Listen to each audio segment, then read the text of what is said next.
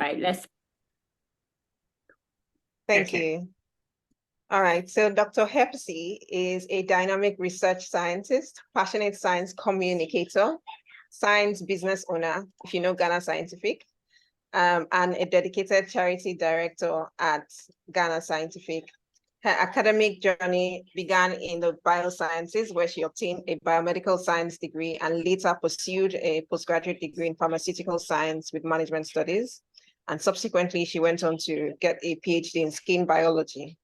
Throughout her career, she has been very involved in engaging communities, which aligns with what we are doing here, and brings her expertise from stakeholder engagement and forming successful partnerships. She's a multi-award winning communicator and educationist and runs an annual street science festival in her town. In 2014, she received a National Science Communication Award for her work in engaging underserved communities with science from the Royal Society of Biology. In 2017, she received a highly commended Women in Science Award by Goldman Sachs at the Win Trade Awards.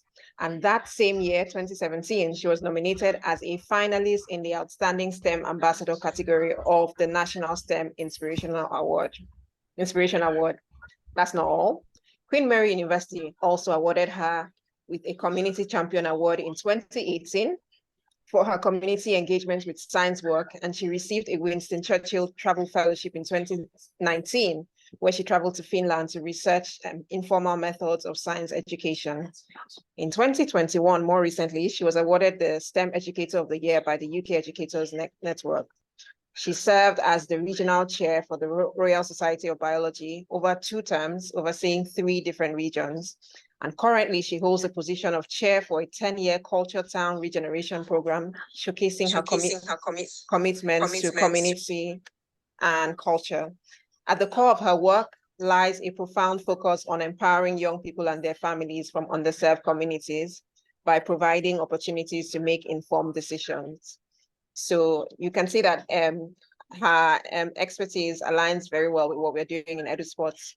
And so I'm going to hand over to Edith to take over. Okay, thank you, Farida, for taking us through a very comprehensive profile of Dr. Tagoe. Dr. Tagoe, we are pleased to have you here. Thank you for honoring our invitation. Thanks, likewise. It's a pleasure to be here. So today's key focus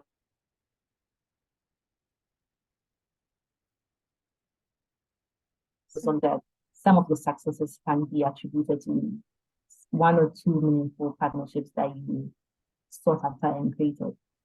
So I know you have slides. I do not know if you want to present your slides first before we go into the discussion. Yes, I only have 5 slides really, just to touch on, open up discussions really, and then we can jump straight in. So, am I able to share my screen? Yes. Presentation, right? Okay. Cynthia, did you give her access? Yes, please. You can share now. Okay. Okay. Let's make Zoom window.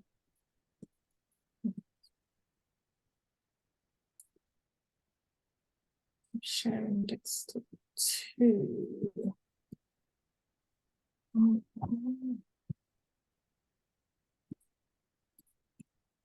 Right, is my screen sharing?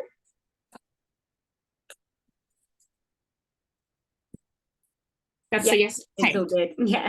Right, so I've literally just got 5 slides just to open up discussions and say, just really highlighting the importance and how much successful partnerships can drive impact for any organization at all, whether it's a small business, a local enterprise, a charity, etc., etc. So this image really is one of the very first successful partnerships that we were able to establish really at the early stages of GH Scientific, and just leading on to change focus onto why it's really important to embrace collaboration as an organization, and also any potential success or failures that we have experienced throughout that process. and some of the key things that we have considered when we're trying to identify potential organizations to form successful partnerships with, the hopeful successful partnerships with, bearing in mind not every collaboration has been a huge success. And leading on with the ethos or popular quote that really says that alone there's so much more that there's not much you can do if you're trying to go alone, but then together there's a lot further that you can go and a lot more that you can achieve. And most importantly, that when we are looking to establish partnerships, that it should be a win-win for all parties. And the key factors that we tend to look at when we're wanting to form these successful partnerships, it's whether or not we're looking for knowledge sharing both ways to complement what the impact that we're hoping to achieve would be, how efficient the right partnership can be towards, again, achieving the impact that we want to achieve. And most often it's about how best we can widen the reach of that impact and to be able to divide up the risk to all partners, just minimizing the any potential risks to everyone else. And then I'm going to leave it on a few successful case studies that can lead into the discussions and any questions that anyone may have around the subject area. So that's it for my super short 5 slides to get us started, and the floor is open.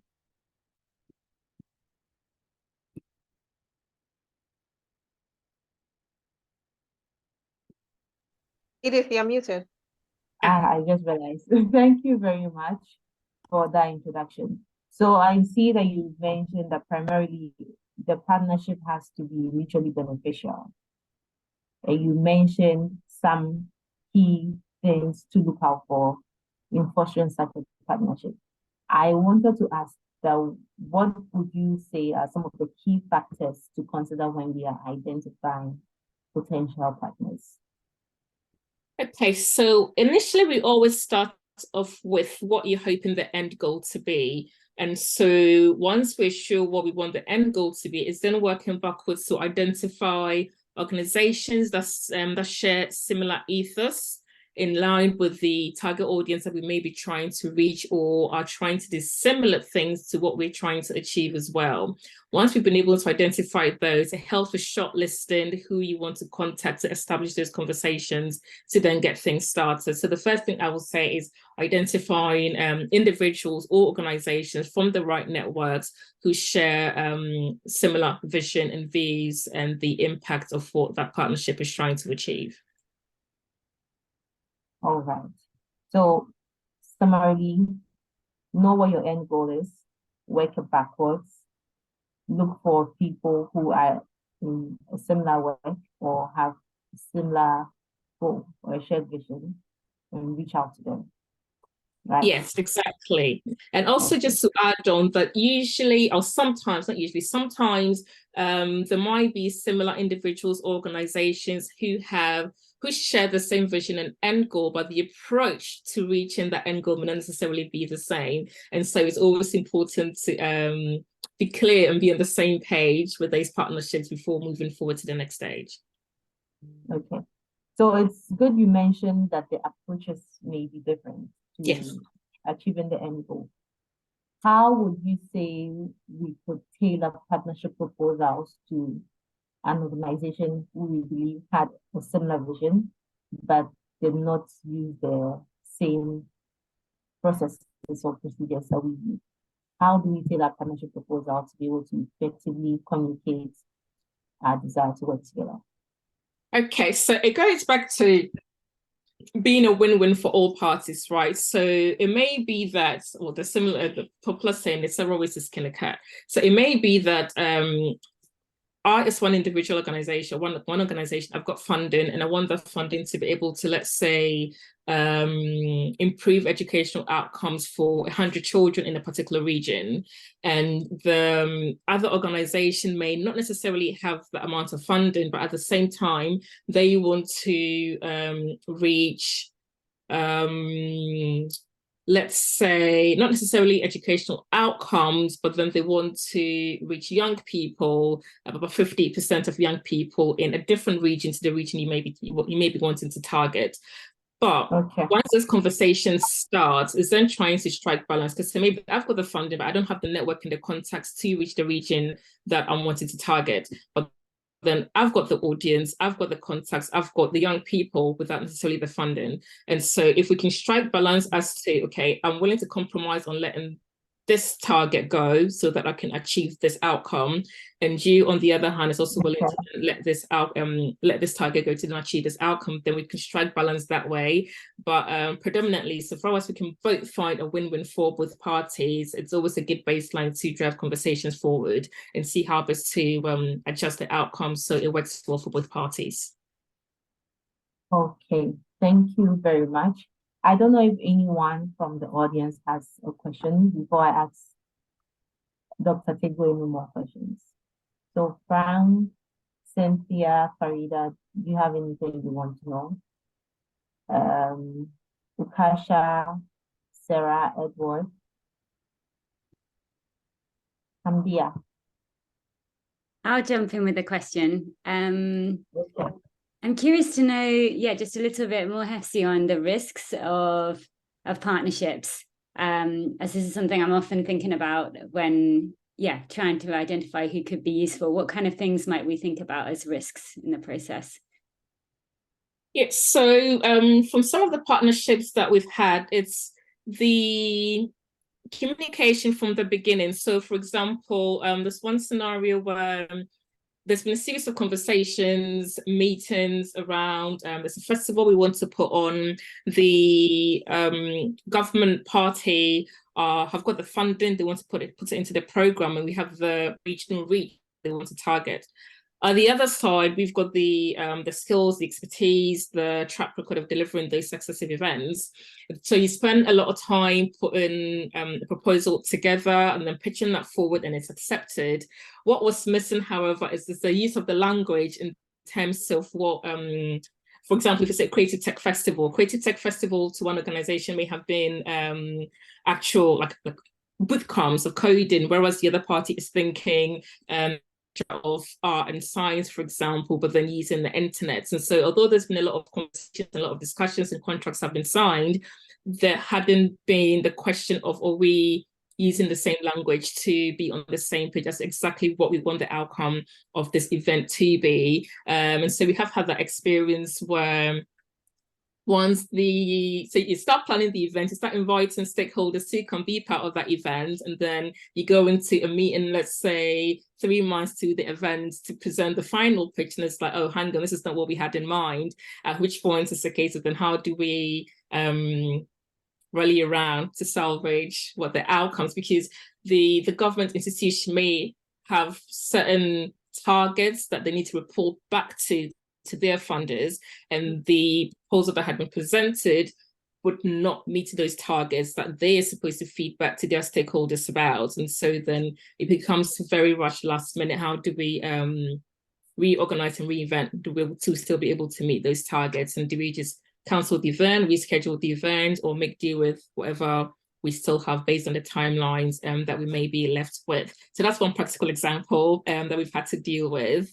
So the other risk as well is expectations, and in as much as usually I think people get excited and carried away at the start of the planning phases and meetings of what potentially could be, and certain things get missed until you're further down the line, and then again other risks that had not been identified in the beginning, or things that perhaps again comes back to miscommunication. Someone may have been thinking this is part of the outcomes, but it hasn't been stated clear, but everyone's made assumptions, and then you come close to delivery time, and it's a case of, but we wanted to have this outcome, so can we have an extension? But then the funding is not going to stretch beyond the extension that the other party may be wanting to tick for those outcomes that they were supposed to reach that was not identified in the beginning. That's the other practical challenge that we've had. And sometimes you just have to make the harsh decision to just cancel, just to maintain relations and salvage what could potentially be more damaging than beneficial. So I'm guessing your advice maybe would be to have quite a detailed plan in mind before you agree to anything, and that you should take time to maybe iron out, I don't know, your language or your different educational approaches or similar before you sign. Exactly, and just make sure everyone is on the same page with the vision and the language, especially the language and the communication of what the outcome is supposed to be. All right, thank you. I've come to find myself in the professional setting that misalignment causes a lot of problems. So it's very important that in the first few meetings, we align on goals, we align on the definition of what success is before we even move forward. So I believe we can all carry this into our various partnerships initiatives. So given some of these risks you mentioned, the lack of clear communication and lack of alignment of what expectations are, can you give us some best practices on how to handle partnerships that are not going as well as we would have hoped or planned, aside counseling? Yes, so it always really comes back to communication. So, for example, another case study that we had, quite a large funded program where the program director had left midway. And so we'd gone through the second program director who had also moved on, and the funders and the stakeholders have quite tight targets that need to be met by a certain time. And so in that case, it was just scaling down really, rather than trying to hit all the targets that were initially presented at the start of the program. And just having a lot of meetings and trying to get the stakeholders and the funders on board to understand that we are still able to deliver on what was said initially. However, based on the change of circumstances that had not been envisaged, we're having to scale down rather than cancelling the program altogether. And based on how that's presented with the right people in the room, it can usually work well in your favor. Again, using the right language and trying to keep your funders and your stakeholders on side really, and just using the right language that they are comfortable with, to be able to trust you're able to deliver on what you had initially promised that you would deliver on, regardless of any challenges that may have come up that had not initially been preempted when the sign-off happened. Okay, thank you. So what I'm getting is that we should keep an open line of communication. Yes. Be honest about where we currently are, what is possible given the new circumstances. Exactly. And use positive language to ensure that things go in our favor. And we can only hope. Thank you so much. Yes, and sometimes it also helps to put the right people in the room as well. So if, for example, I've been leading on a lot of the meetings and there may be a sense of you keep coming back with stories, it helps to bring in a fresh face that's still part of the organization to perhaps support the voice coming through, just to present a unified management front as to, we are dealing with this. It's not just one person in these conversations, and it helps to reassure a third party that it is in hand collectively with the wider team. Okay, thank you very much. So my next question, what do you think, you know about the work export stats? Sorry, say that again. You know about the work export stats with the sports in the different communities? So I'm not getting the last word. I know about the work that the sports do. Is that what it was? I was asking if you had a fair understanding of what sports does. Oh, yes. Yeah. Okay, go ahead. Yes. So with that knowledge, how do you think we can make ourselves more attractive for other partnerships? Not immediately the big donors, but other local partnerships. How do you think exports can present themselves? On the ground level, is always storytelling and showcasing success stories. It's always a good place to start. Success stories in terms of putting human face to the work that is being done in the crowd or behind the scenes. And it's always, if there are individuals within the local community who have had direct impact from the work that EduSports are doing, presenting those individuals as case studies to potential partners that you want to reach, especially if they're also from within the local environment, it brings a human connection to the stories, and it's almost as if I can help my neighbor's son or daughter make an extra step forward towards the targets that they're trying to achieve and towards their progress, and they can come back to support the community as well. And so if those stories can be presented in the right way to make potential partners, funders, etc., feel like this is a story you want to be a part of, it's usually a great incentive. Everyone loves to be part of a good success story. So if you miss out on the beginning, you don't want to miss out on the rest. Yes, exactly. So I was thinking more on the local scale. So getting support maybe from your local bookstore or your local manufacturer. Do you believe the same approach would work?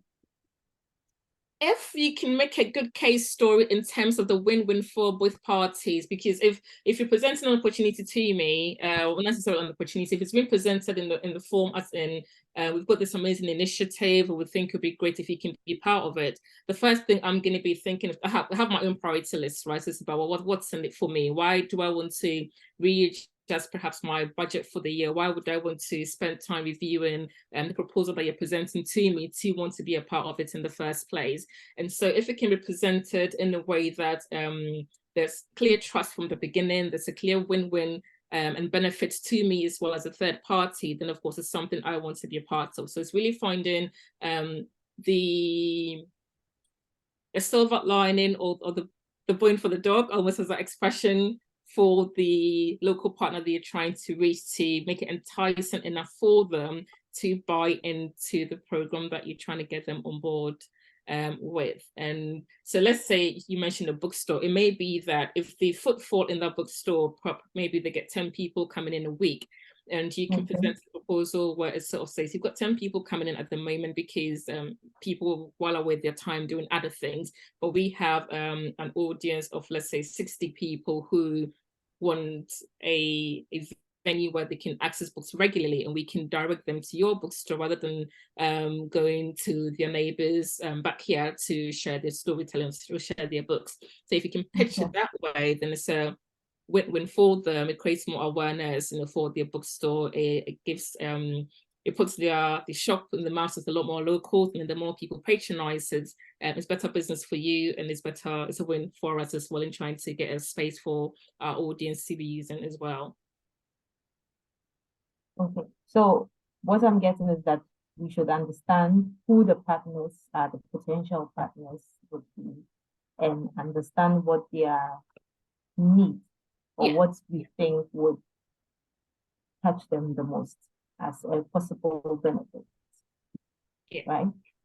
Okay. So for our local catalysts, the volunteers in these sports, how can they do this? How do they approach these partners and nurture a relationship with them to help secure partnerships that would improve their sports?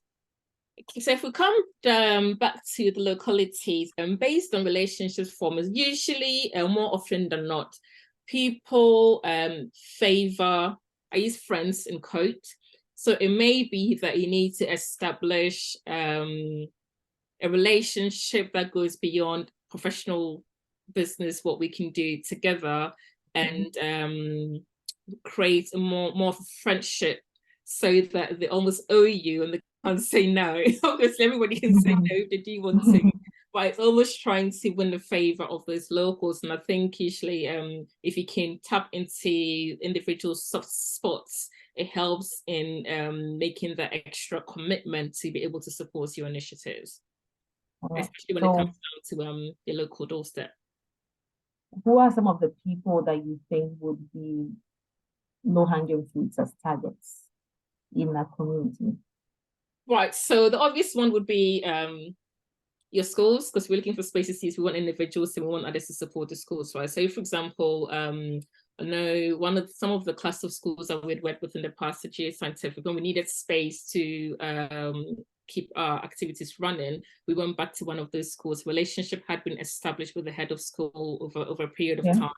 They had seen firsthand impact on how the students had been impacted from the programs that we had run the tasters with. And so we were able to move the relationship further and get free space, or some empty classroom that wasn't being used. We were able to then be given free use of that space and just renovate it to suit the lab activities that we wanted to be running. And so that was one way. The other thing the other target audience, one of the schools, you already mentioned bookstores. If they are local bookstores who can help giving out some of their resources to support the programs, and you can approach them as well. And also the community leaders, because I'm not sure how easy it is for you to get target audience to support your programs at the moment, but then you do need an audience to keep delivering, right? And so you need, for example, parents to let their children out to come use these spaces. You need I suppose if they're out of school, then it's not necessarily the schools anymore. But if you can buy in from the main decision makers who have an influence on the young people who are needing to use those spaces, and get them to buy into the benefits and the impact of what you're trying to achieve, so that they feel that their children are safe in your space, then that's one way we can reach them as well. And also just really establishing trust through the community leaders as well, because if there's negative branding that starts circulating around the communities, is going to damage the reputation and the delivery of the program. So it's really important that that trust is established as well with the key stakeholders in those communities and the key leaders to be able to support the programs and encourage the young people to keep attending, and put in faces of familiar individuals that the community trusts as well to lead on those conversations and those negotiations, so that they can spread the word for the program to be supported. All right. Does that help? Yes, I'm just going to summarize it for Kat. I see your hands up. You have the floor. Kat, did you want to say something? Okay. I didn't mean to put my hand up. Oh, okay. I'm usually good at being talking about something. No, just that was really, really interesting to hear. I'm just thinking a lot of the people here are volunteers and spot communities. So I think it's having a sense of what they can do at that local level, where sometimes it can feel hard to get the right people involved in different ways, especially when it comes to giving financial resources. That's something we sort of struggled with, the fundraising side of partnerships, where, if we're honest, we sometimes want the financial or the resource support in different ways. So sorry if my hand was up. I'm officially lowering it. just add to that challenge of getting financial support. I think usually it takes, word of mouth is the most powerful form of I suppose growth or trust or success stories that especially small to medium sized organizations can have, or third parties they can have in communities. And so if you can tap into the individual parents who are able to commit even a small amount of money to support the programs, if one parent invests and then they tell another parent about, and they tell another parent about it, or they don't have to be parents, elders or workers within the communities who are able to pledge to commit a certain amount to support the programs within their communities. Once they've had that buy-in and they're happy with the impact that those programs are achieving, it's just like it's having a conversation with another friend on the way to wherever they hang out, to say, I really invested in this program and I've seen this individual benefits hugely from what they're doing. And so because of that sense of community that a lot of communities have, you almost want to then be a part of that success story. So in as much as it's hard to target organizations at the start, if we can reach individuals in those communities who are in these organizations, then they can almost start giving from the individual level, get their colleagues to be involved, and then over time it scales up the pyramid to then get organizational buy-in, just because it's a thing that everyone's doing and you don't want to miss out.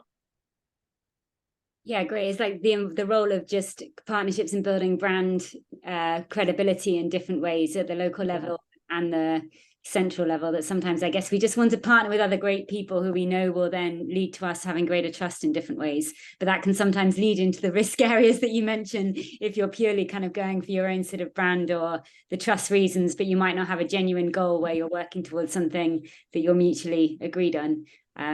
So it's so interesting, isn't it? Being clear on your goals and partnerships is so important. Something I'm learning a lot about.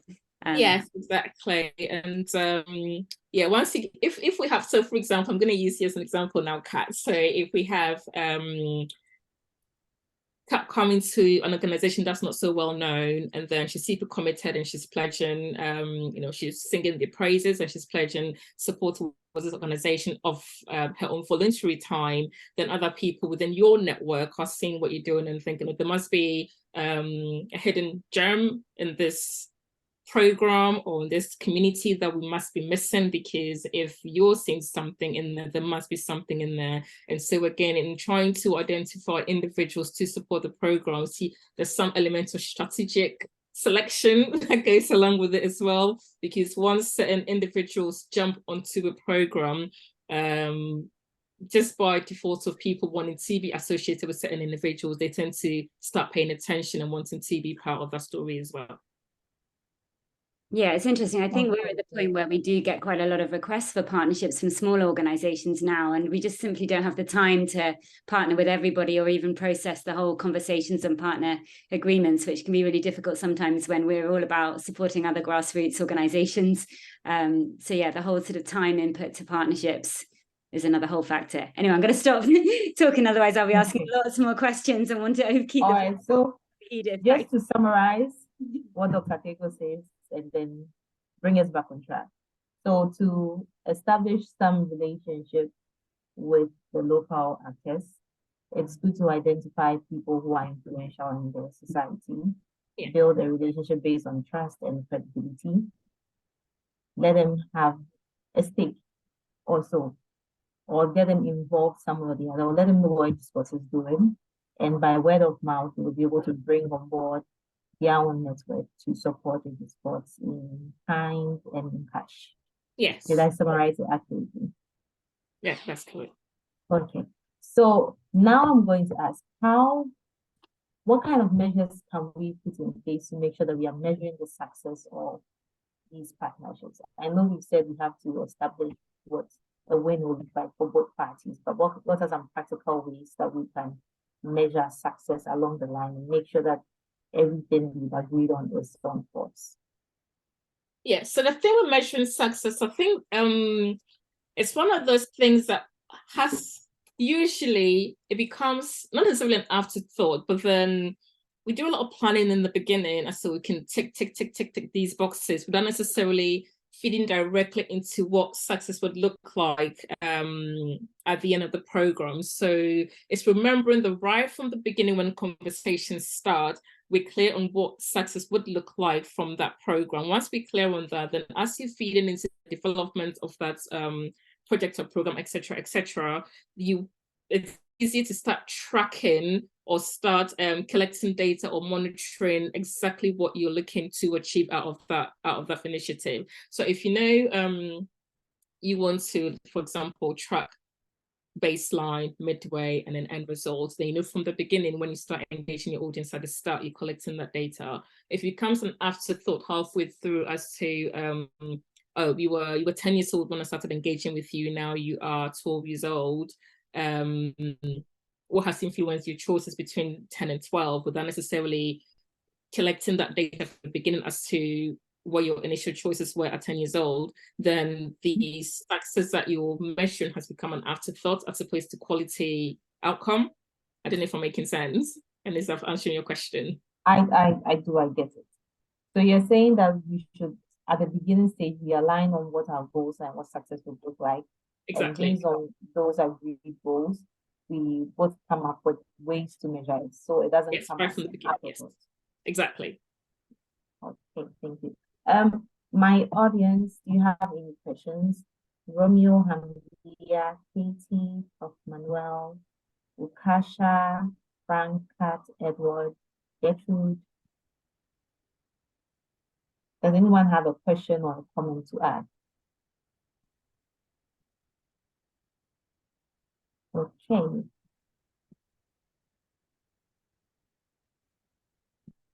I'm going to take that as a no. So now we're going to get a little personal, Dr. Tagoe.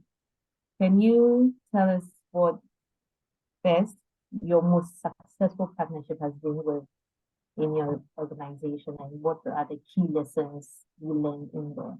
And then after we go to the most not so successful one and the lessons we learned. So let's start with success. The most successful, I need to pick one now. I can use the same organization as a success and the failure, actually. One that's relevant to local environments in the ground in Ghana. So the Museum of Science and Technology in the Crown. It's one of the place-based successful partnerships that we have had, and still conversations ongoing as to how that can be developed. I picked that as a success story because one of the major programs we have run was our Evolution of Science exhibition, which spanned over 18 months, just trying to pair scientists with artists to document the historical evolution of scientific and medical research in Ghana post-independence over a 60-year period.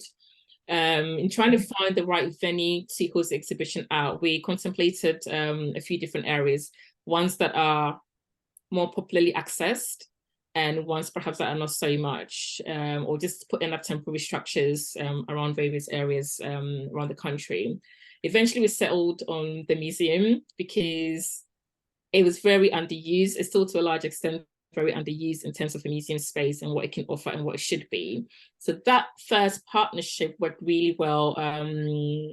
The meetings were held there, the exhibitions were held there, the exhibitions were on for a while. It increased the footfall to the museum and to a large extent as to what it used to be before.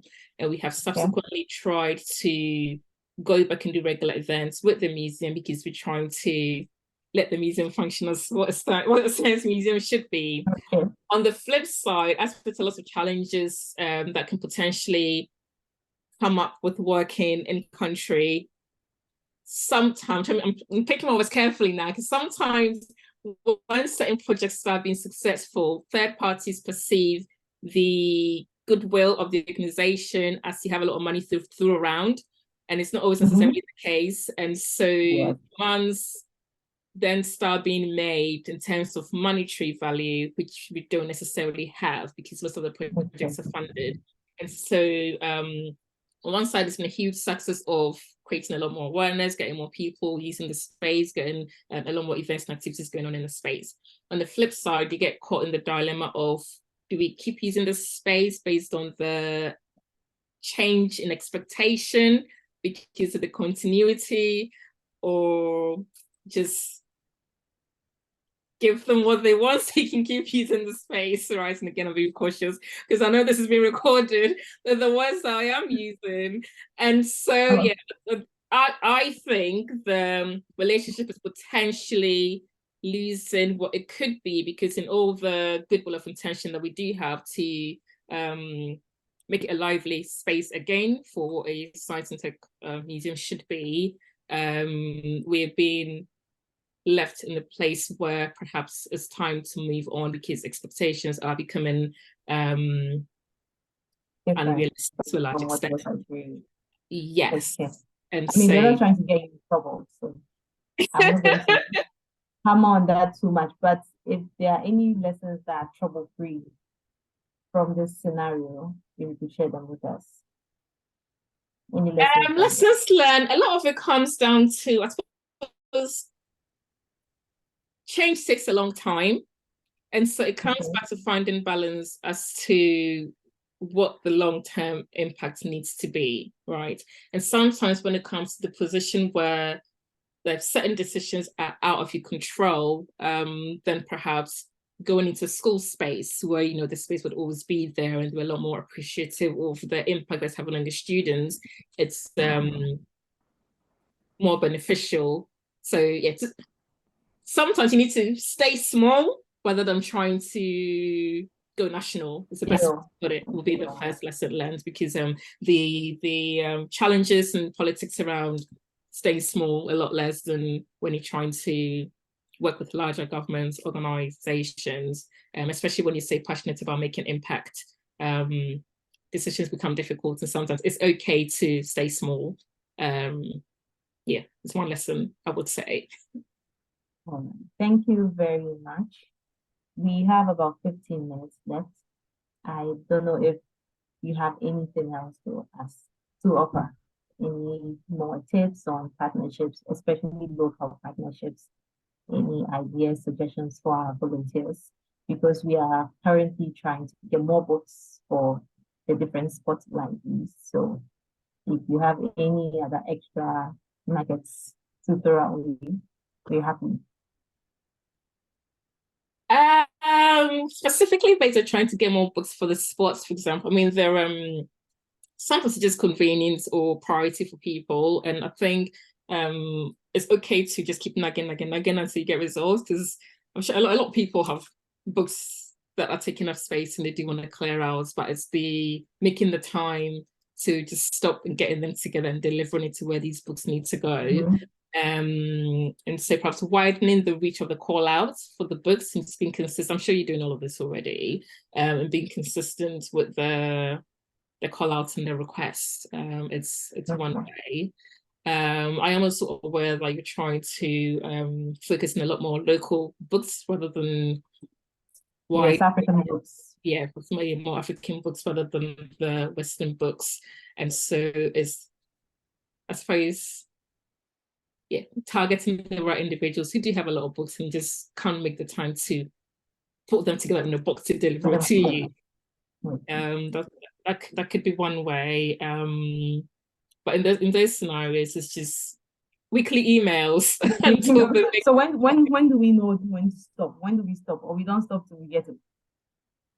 Well, unless they specifically said, then contact me again. And you can send that email and say, if you don't want us to contact you anymore about this issue, just let us know. And often if people have with all the good intentions, life just gets in the way. And if it's not priority, it will always be that thing on the to-do list, because I need to, go into my garage or my suitcase somewhere to fish them out.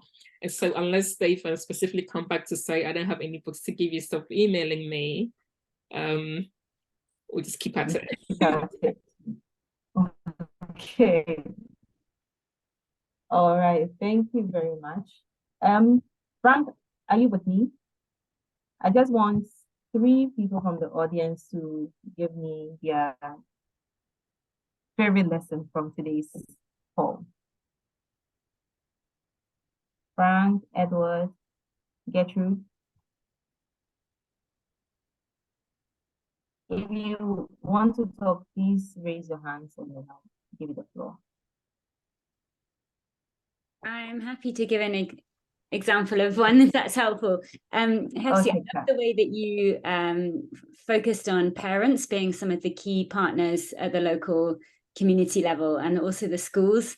And I think sometimes, like at the spot level, I think sometimes we forget that some of the most important people are actually the spot users themselves and the parents and the families and the local community next to the spot, and that we don't always need to think about big business in terms of building partnerships. So thank you for, sort of affirming the role of parents in our model. I think sometimes we can forget them.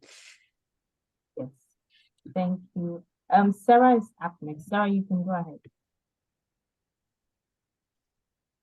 Okay, thank you. Yes, I was going to say, I liked what you said just recently about sometimes it's better to stay small, because I just think that's important.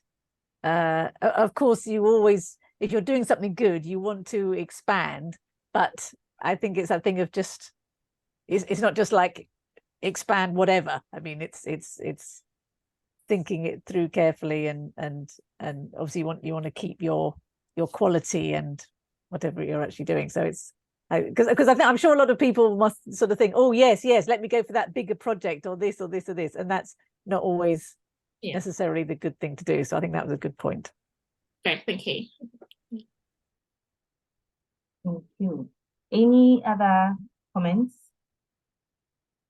I think for me, the one that struck most was not to always go the professional way. Not to say that you're losing your professional touch, but it's okay to get a little bit personal with them, because sometimes what they want, you can't offer them any true business value immediately or directly from asking for the partnership. So appealing to their personal conscience is one way to go with the partnerships, especially at the local level. So I think that's my biggest takeaway. Right, thank you. So, Dr. Tagoe, we have 9 minutes to go. Do you want to run us through a quick summary of everything we discussed here? Just a quick summary. Maybe you can use your slides to do that. Oh, before you go, Edward says, I learned that he is a go-getter because she never gets up on the world. Am I reading this right? Yes, change takes time. Okay, so you keep at it and you don't stop till we tell you to stop. Thank you, Edward. So, Dr. Tagoe, you have the floor. Please give us a summary of everything, partnerships. Okay, I don't know if Kaka had her hand up or I should speak. I don't. Yes, Okay. I was just gonna quickly say I didn't know whether you were just before you close. I think it's important to say that for some time I think EduSpots and GH Scientific have been trying to pen out a clearer partnership, but it's interesting that sometimes things happen organically in different ways, and that maybe sometimes you don't always need to completely push or formalize a partnership. And sometimes I've often seen in EduSpots we have these beautiful sort of organic partnerships that just emerge. But I think it's a good example of sometimes just time gets in the way. But just want to say it would be great to keep exploring ways that we can get GH Scientific involved. And I think Sarah at some point might be coming towards you guys with a request to submit one of our monthly challenges for the EcoSTEM program.